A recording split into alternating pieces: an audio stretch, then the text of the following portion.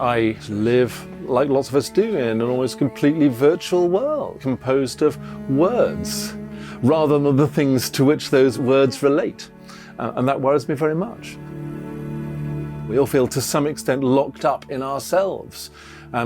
We're all desperately seeking relationships, aren't we? Almost all of our ancestry as behaviorally modern Homo sapiens was spent as hunter-gatherers, intimately connected with the non-human world, not seeing, as we tend to do now, the natural world as something other than what we are. And so it's unsurprising that we feel a need, lots of us, to broker a relationship with the non-human world. And if we don't feel that need, then there's something seriously wrong with us.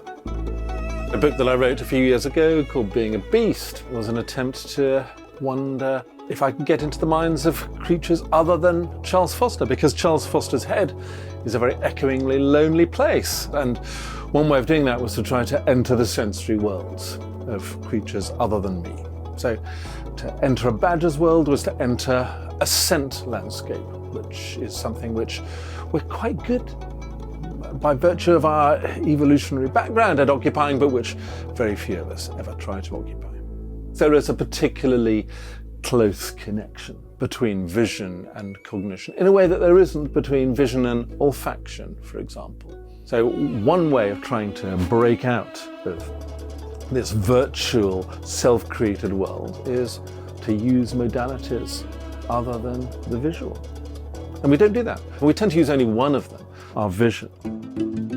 Imagine what we would do if we approached our business relationships and our romantic relationships based on just 20% of the available information. We'd be bankrupt and we'd be deeply unhappy. If we can just enlarge our bandwidth a bit, we're likely to make fewer mistakes about the way the world turns and the sort of place the world is. So I suspect that the real world out there is hugely more interesting and colourful and olfactory and charismatic than the world that I build with my own words. We need, for our health and happiness, a relationship with something other than ourselves, and in particular, a relationship with the non-human world. So just let the world amaze you, and it will.